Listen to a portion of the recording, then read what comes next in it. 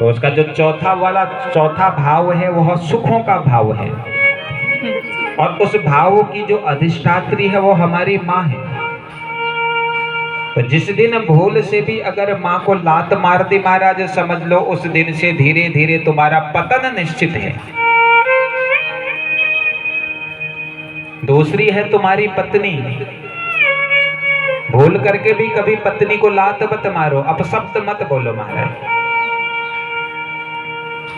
क्योंकि पत्नी ही ऐश्वर्य है, लक्ष्मी है, श्री है तुम्हारी वो। और जिस घर में स्त्रियों का सम्मान नहीं होता, जिस घर में नारियों का सम्मान नहीं होता, वहां देवता भी वास नहीं करते। देवता भी उस स्थान को छोड़ करके चले जाते हैं जहां स्त्रियों का सम्मान नहीं होता। यत्र नारीणाम न पूज्यन्ते न रम्यन्ते तत्र देवता। एक जगह पर एक विवाह हो रहा था महाराज, और विवाह के समय में जब जयमाला होती है, जयमाला के समय में कन्या के पिता ने एक संत को बुलाया निमंत्रण आशीर्वाद देने के लिए। और संत जब आशीर्वाद देने के लिए आए तो संत ने देखा कि वर के हाथ में एक नोट है उसके हाथ में। तो संत ने तुरंत उस नोट को हाथ से छीना और उस नोट को फाड़ करके कई टुकड़े करके फेंक दिया। तो वर कहता, अरे पंडित, अरे महाराज जी, तुमने ये क्या कर दिया? तुमने ये पैसे को फाड़ दिया, धन का अपमान कर दिया, श्री का अपमान कर दिया, तुम्हें ऐसा नहीं करना चाहिए। तो संत कहते, यही उपदेश मैं तुझे देना चाह रहा हूं बेटा। जिस प्रकार इस धन का तू इतना सम्मान कर रहा है, आज से यह धन लक्ष्मी जो तेरे साथ आ रही है, इस धन लक्ष्मी का तू हमेशा सम्मान करना, कभी भी इसकी अवहेलना मत करना। तो भूल करके भी कभी पत्नी को लात नहीं मारनी चाहिए। जिस दिन पत्नी को लात मार दे, समझ लो उस दिन से सारा वैभव धीरे धीरे दूर होने लगेगा। जो तीसरा है वह तुम्हारा भाई है। भाई पराक्रम कहलाता है। जब जीवन में कष्ट आता है प्यारे, उस समय तुम्हारा भाई ही तुम्हारा काम आता है।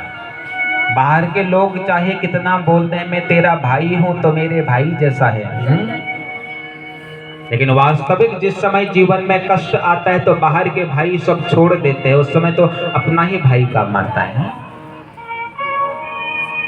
कई लोग होते महाराज, वो तो हमारा भाई जैसा है, हम तो उसको अपना भाई मानते हैं और घर के भाई का त्याग कर देते हैं। लेकिन जिस समय कष्ट होता है उस समय घर का ही भाई काम आता है। बाहर के रिश्ते चाहे तुमसे कितना कह दें कि अरे तू मेरा बेटे जैसा है, मैं तेरी माँ जैसी हूँ, लेकिन वास्तव में जब जीवन में कष्ट आता है बंधुओं, अपने घर के ही बेटा काम आता है, अपने घर के ही पिता काम आते हैं, अपने घर की ही माता काम आती है, अपने घर के ही भाई काम आते हैं।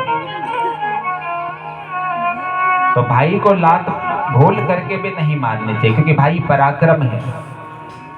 अब देखिए, जब तक विभीषण रावण के पास रहे हैं, रावण उन्नति करता रहा, और जैसे ही आज रावण ने विभीषण को लात मारी है, धीरे धीरे रावण अधोगति की तरफ जाने लगा। तो तीसरा है तुम्हारा भाई।